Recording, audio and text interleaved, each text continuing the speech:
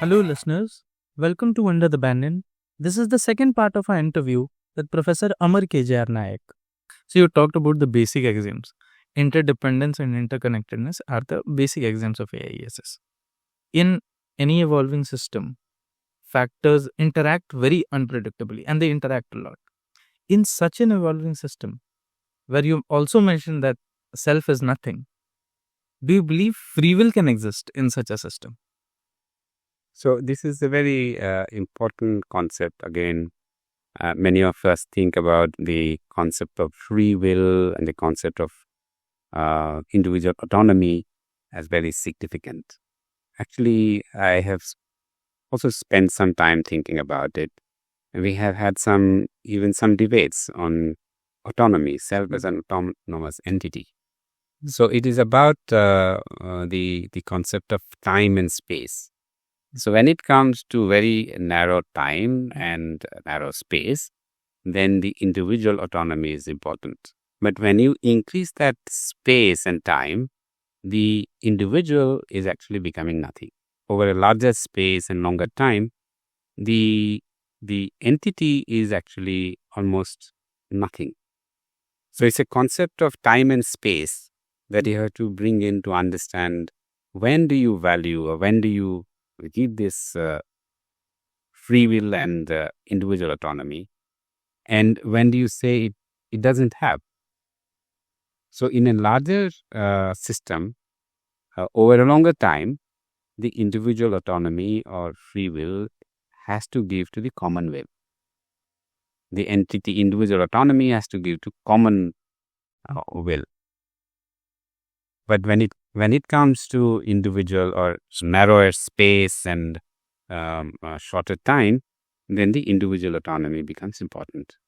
So this understanding the boundaries or where your boundary closes and at what time or what duration it expresses and where it keeps shut, it has to recognize this difference. So as you get to larger space and longer time, that's when in system science or systemic understanding, the whole takes precedence over the individual.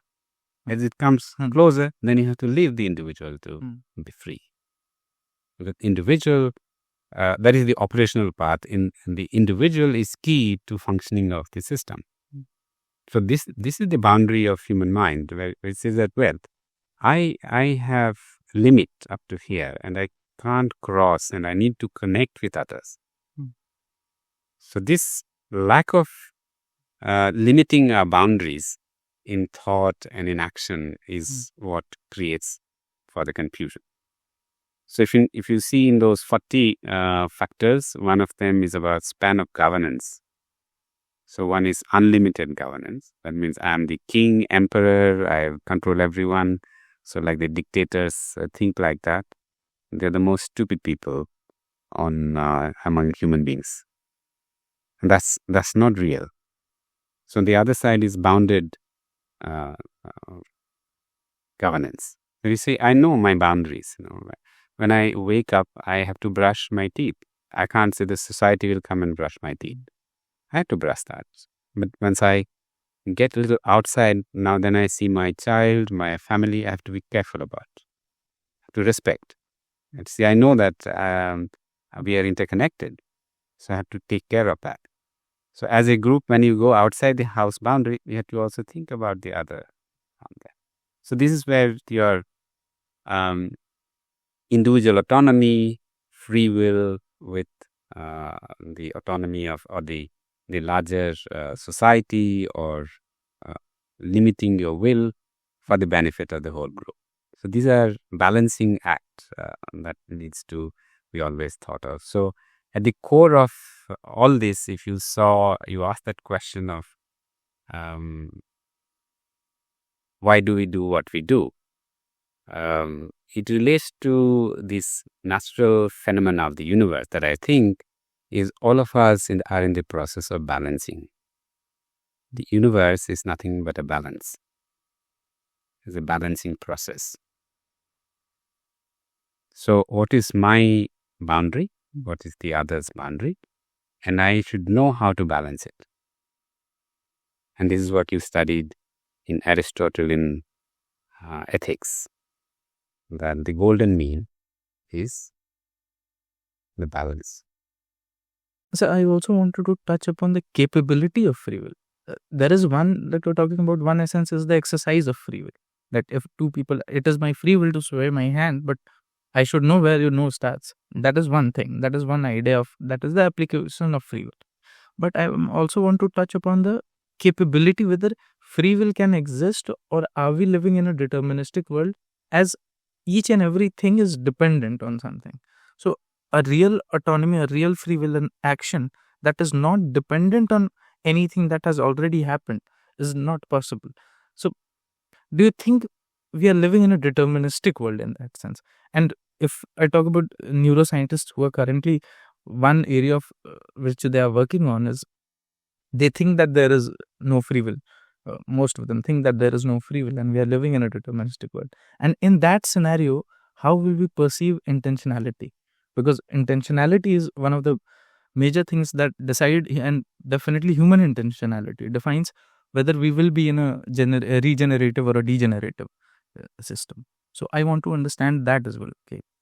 So when we use these axioms of interactions, if everything is interacting with everything, and that is producing the evolutionary effects, actually the entity, any individual entity, has nothing. It has nothing. And so once again, you can take to this notion of space and time. As you reduce that space and time, there is some element that you are doing, but as you slightly expand the space and time, you're seeing all others are interacting. So in that setting, there is hardly any free will. We are a product of the past and a product of the future. It's just, the current is just interaction. The current interaction will produce the next effect. Logically, therefore, there's no concept that you can actually, but if you take it to the smallest possible time and space, you can create that possibility of free will. That was very well put. I also wanted to understand one thing from you. Now, currently there is a very large sense of despondency among people from large corporations and their behavior towards the planet. If I talk about that, the planets are basically rescued on PPTs and PDFs. However, it is possible that even the top leadership in that corporation is apathetic and wants to work. He has a clear conscience that he wants to work, but there is path dependency, which does not allow him to do so.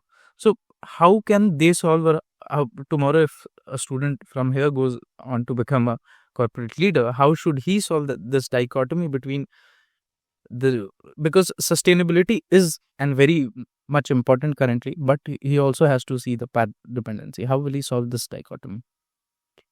Very often we worry about the larger system and about others in this complex chakra view.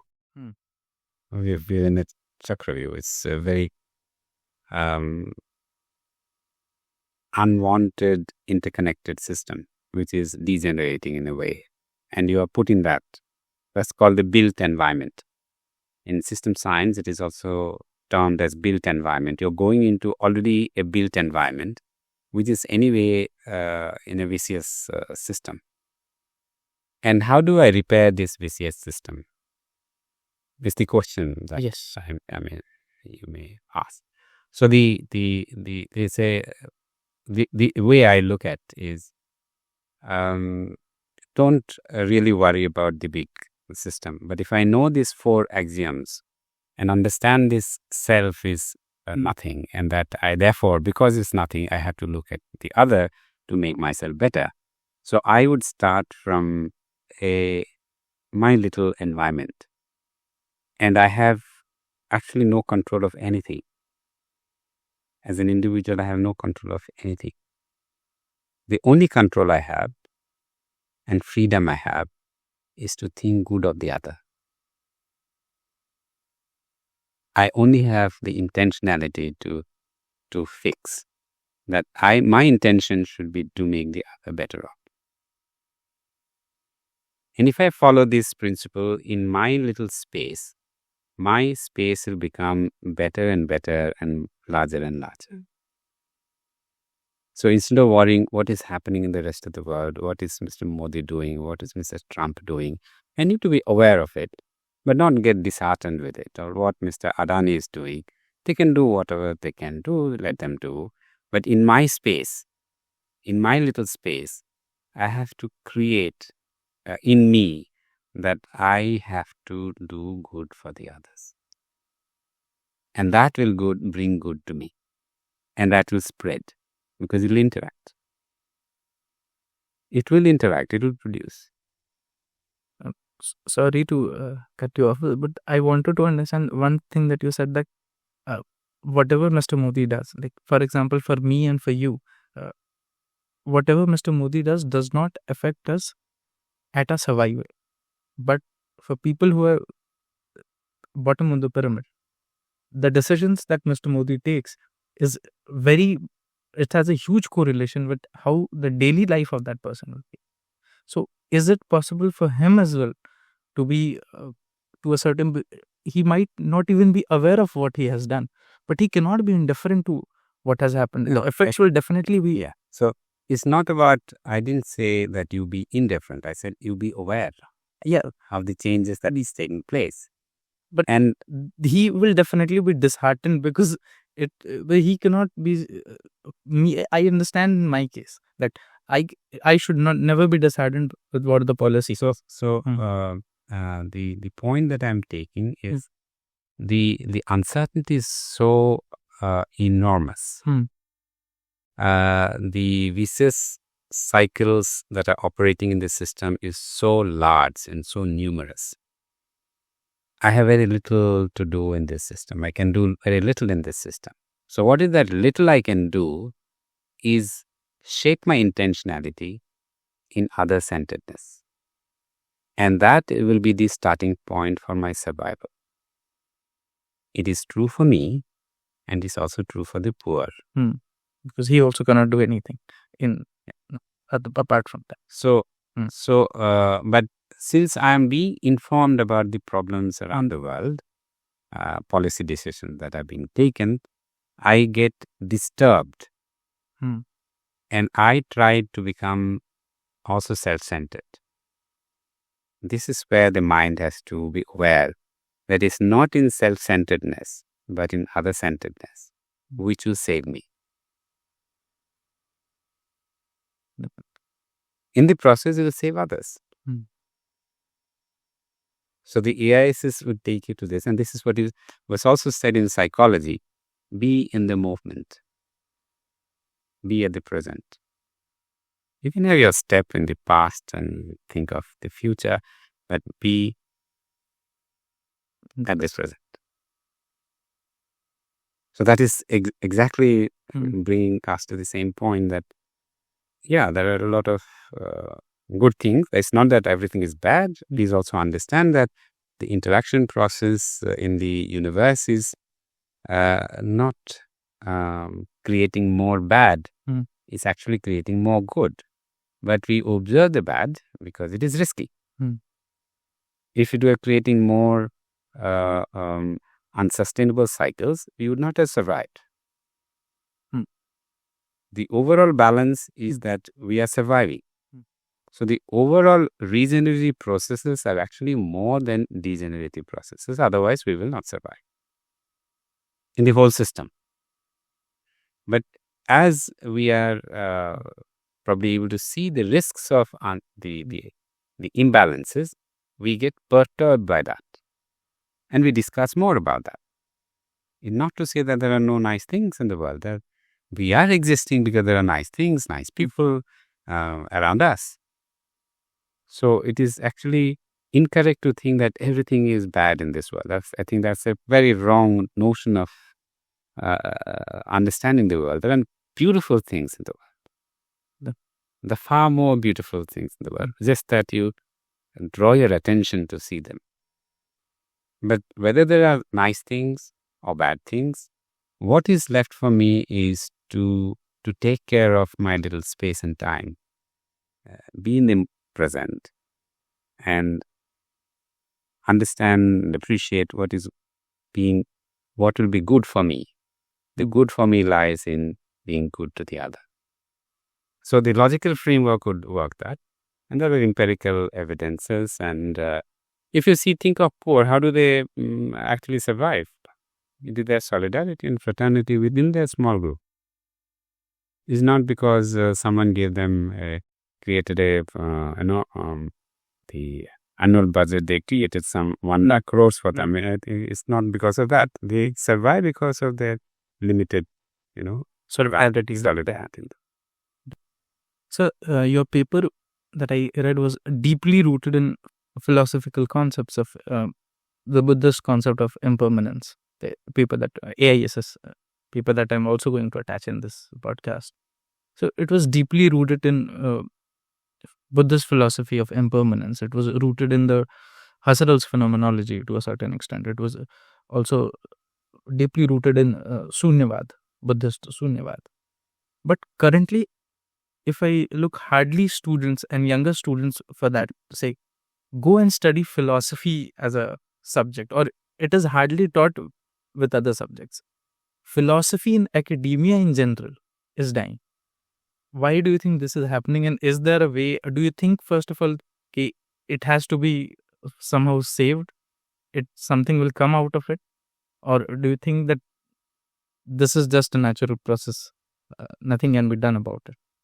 Actually, the 2 very important papers around it is still not published. We just finished the research.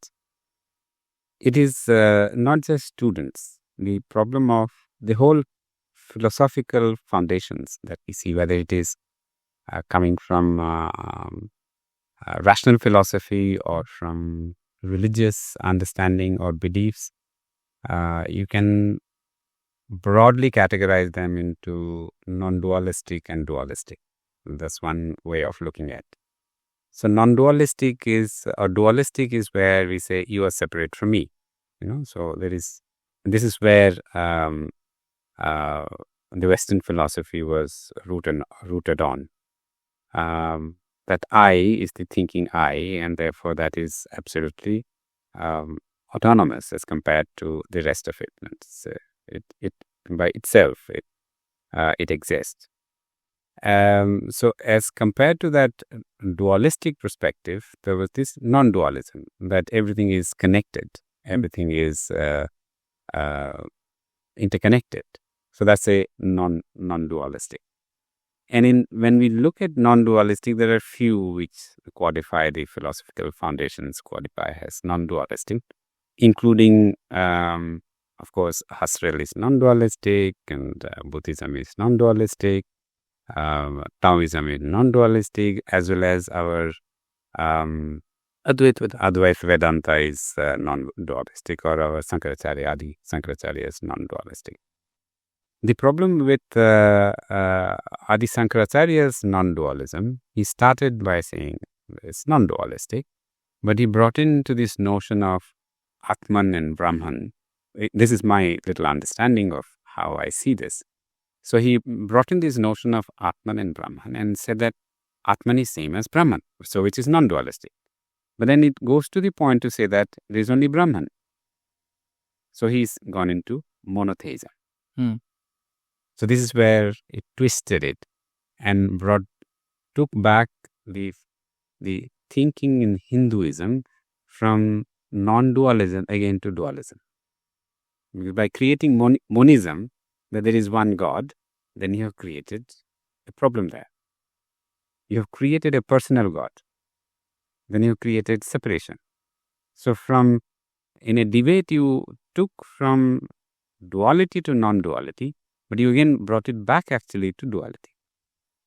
So this non-dualism in Advaitic Vedanta is problematic as perceived by Adi, or as the way Adi Sankaracharya presented. And in the process, this was a battle between Buddhism and Adi Sankaracharya. So actually, Adi Sankaracharya, as I see, was actually trying to overrule Buddhism. And you see that in the temples, in the politics, in the society. So Odisha is one of the, centers of Buddhism. The first two disciples I'm told are from Orissa of Gautam Buddha. And Ashoka got converted here. And you have the Dhodi river and Dhodi stupa.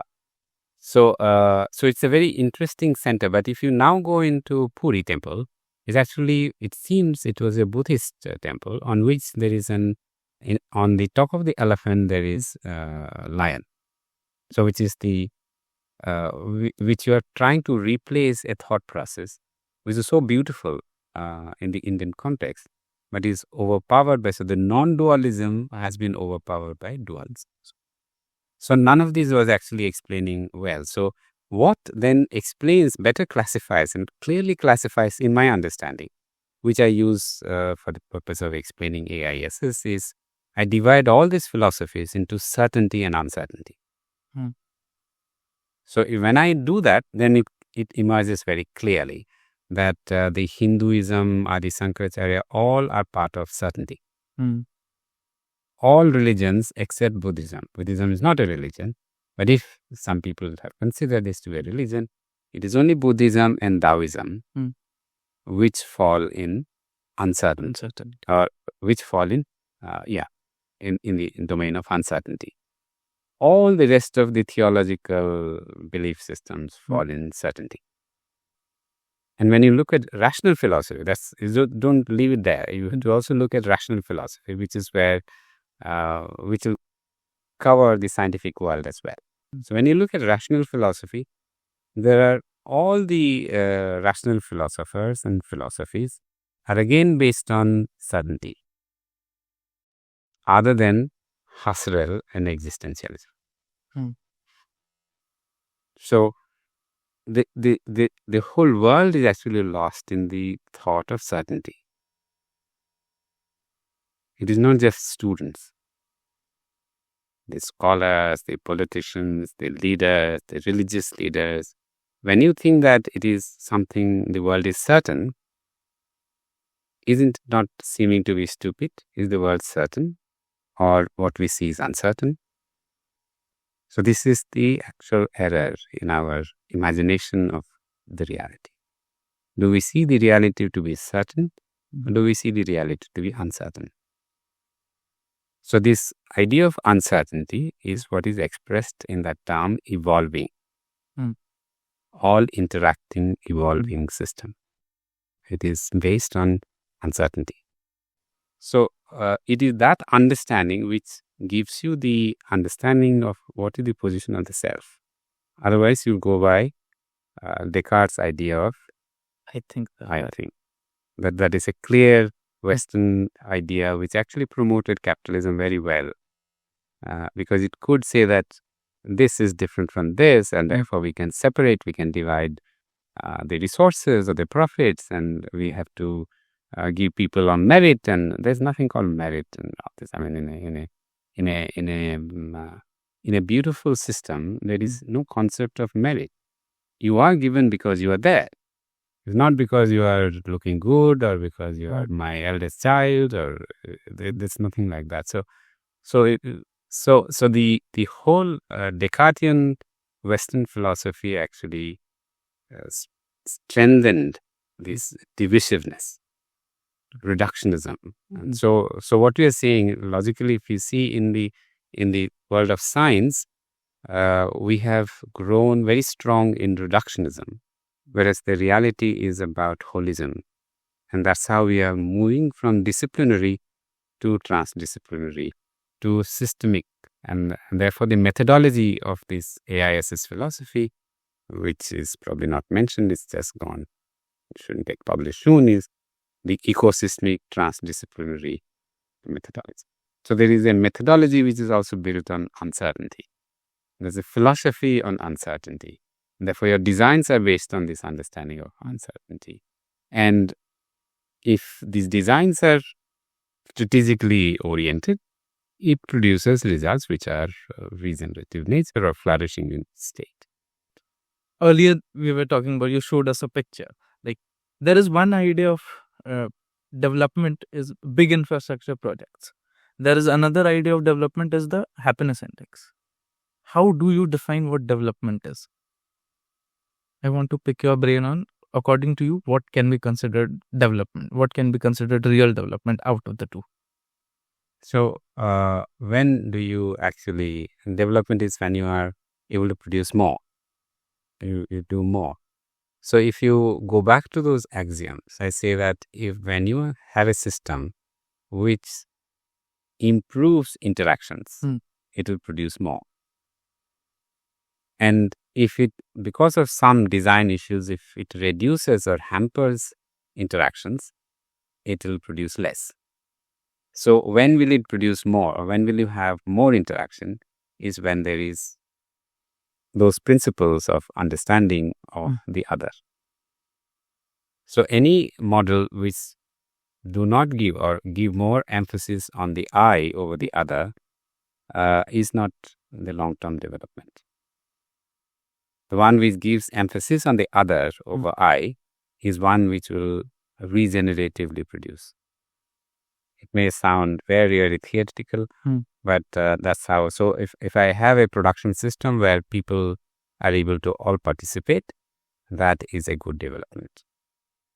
So if I have a farmer-producer organization which can cater to the produce of different groups of people, it also can take care of fish, it can also take care of mangoes, vegetables, fruits. Different people are producing different things. And if this producer organization can handle or transact with these different items, then that will survive because it will interact maximum throughout the year. It's not tomato for 3 months and then nothing else, but it will be able to interact for most of the time. But something or the other, people are engaged in economic activities. So the organization which engages with the economic activities of the people, the one which will perform better. But then the subsequent architecture of this organization has also to be aligned with this diversified basket. So what will happen to this organization is it can't market in very far off distance markets. So its market distance, market landscape has to be redesigned. It will shorten, which is what you call circularity. So once you have taken that position of always ensuring that the interaction intensity is high in economic transaction or production activities or any kind of relationality, that kind of system is what I'd say is a flourishing development narrative system. So AIESS framework, it talks about how there is an interconnectedness in between systems as well. And if I, using that framework, if I look at nation states, now nation states also have to be they are definitely interconnected to a certain extent. So now this makes the idea of boundaries very obsolete to a certain extent. From that viewpoint, I wanted to understand what is your understanding of nationalism, or what are your views of nationalism? So you already answered it by making the statement that when everything is interconnected, if Vasudhaiva Kutumbakam was a concept, the epitome of Vedas, if you take that, then what is the concept of nation? Nation is for just administrative purpose. Nation becomes just because you have to have boundaries to manage. If it's taken in that mode, then you have a beautiful world. But if you take that as a basis to control and boss over other smaller states, then you create the kind of system that you have created. How can Mr. Trump say that you cannot exchange other than dollar? So he's able to do that because of the path dependency that is already built into the system. But that's absolutely horrible to say so, or even India saying, or or Russia saying, or China saying something. So that kind of attitude is where you think that you are limitless. So the national boundaries are more of administrative boundaries that one can think of. So true flourishing state does not really believe in this kind of very hard boundaries. There are soft boundaries. Yeah, you have to manage your people. You have to take care of resources, and we have to see that even in a country level. So at a country level, one has to know that for the Indian context, for instance, the best unit of governance where you can see regenerative is possible is as per the 73rd and 74th Amendment of the Indian Constitution, which is the Gram Panchayat, the wards. So that is the perfect unit where you can actually achieve this ecosystemic approach. And that has to be then integrated at the block level and at district level. And if you can fix a district, if you can make a district sustainable, you have the model to make the world sustainable. Because it has the optimization limits and diversity, sufficient diversity within a district. And if you can balance this, you balance the world, is my understanding. So, what are the current challenges that you're facing in terms of adoption of AIESS? Can you talk a bit about that? Is it that there is one approach that is the McKinsey approach of marketing things and making people understand to the logical brain of people. Then there is a Disney way of making them understand. So, what way are you trying to first understand, and how much happy are you with the adoption rate, and how long do you see that this particular framework would be completely adopted in your viewpoint? Well, the biggest challenge that we have, I am not talking about the others, but the challenge that I myself have is the ability to accept uncertainty. And because I don't appreciate and understand enough the phenomena of uncertainty, I am to that level limited to being other-centered. And it is that limitation which is my limitation. So if I can overcome this, I think the world becomes beautiful. So we have come almost to the end of this discussion. There is one thing that I wanted to understand for all our listeners and for students from our college. How would the college look like if AIESS is applied in our college completely? How would a classroom look like? How would definitely there would be no exams, I believe. There would be no rankings. So how do you think a college would look like? You can take a mini of that to Tagore's imagination of a setup he created. It would get somewhere there. Of course, still that is at one level, but to be able to visualize, because we don't have an operational model to be able to say actually how it is look. And I think you can take many combinations of, say, Buddha's Sangam or Tagore's, Santiniketan or Gandhi's ashram. You actually club all of them together and a regenerative farming system. Of course, Sriniketan was also an experiment on agriculture by Tagore. So all these models that they have, whether it is Sangam as a small group, how it survives, how it has the fellowship with each other. You can go to a Sangam and see how the young Buddhist children walk out and go about, so that can give you an idea. You can go into Tagore's, maybe not now, but Santiniketan today, and when he was alive, at two different levels, or ashram of Gandhi. I think you have to club all of them together to see how it could be like. But which will be much, I think, far more productive, efficient, and it will be producing more than what we produce now. So in simple terms, it will be a balanced system.